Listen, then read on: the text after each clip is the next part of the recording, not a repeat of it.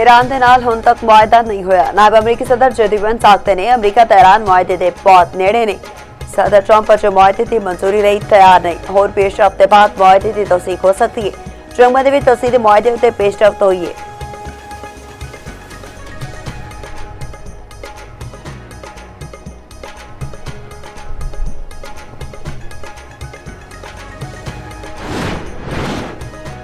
अमरीका ते ईरान के विचकार जंगबंदी विच तौसीक दा मुआहदा तय। ईरान ने जौहरी प्रोग्राम उत्ते मुज़ाकरात करन ते हामी भर ली। अमरीकी न्यूज़ वेबसाइट का दावा। व्हाइट हाउस ने जंगबंदी मुआहदे की तस्दीक कर दी। बरतानवी अखबार के मुताबिक अमरीकी सदर डोनाल्ड ट्रंप ने ईरान नाल मुआहदे दा मुसव्वदा इसराइल नूं भेज दिता।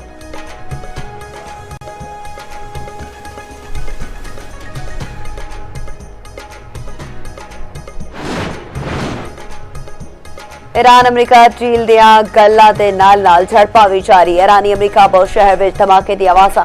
ईरानी फिजाई दिफा निज़ाम ने अमरीकी तैयारा तबाह किया। तर्जमान पासदारां ने इनकलाब का दावा। कुवैत ईरान तो फौरी ते गैर मशरूत तौर उत्ते हमले रोकन का मुतालबा। सऊदी अरब की कुवैत उत्ते ईरानी मिसाइल ते ड्रोन हमलियां की शदीद मजम्मत।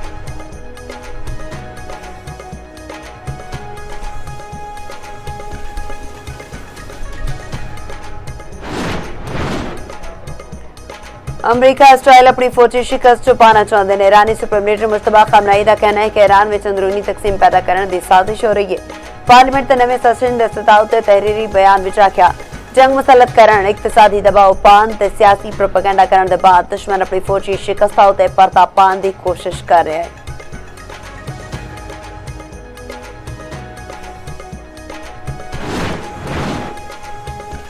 भारत ने एक हफ्ते की जंग में सबक सिखाया। जो भारत के जहाज डिगे तो इन्हों की अकल ठिकाने आ गई। असीं उन्हां ते 8 जहाज डिगाए। सदर मुमलिकत आसिफ दरदारी का अबूर विच अवामी इज्तिमा दे नाल खिताब आख्या असीं सारे मिल के एस्टैबलिशमेंट के हथ मजबूत करांगे।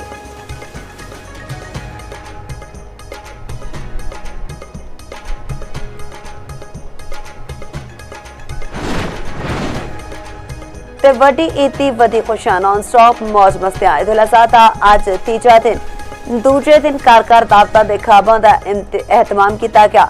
मेहमानां नूं लजीज पकवान पेश किए गए। फूड पॉइंट ते रेस्टोरेंट्स उत्ते दोस्तां दी महफिलां रात गए तक जारी रहियां।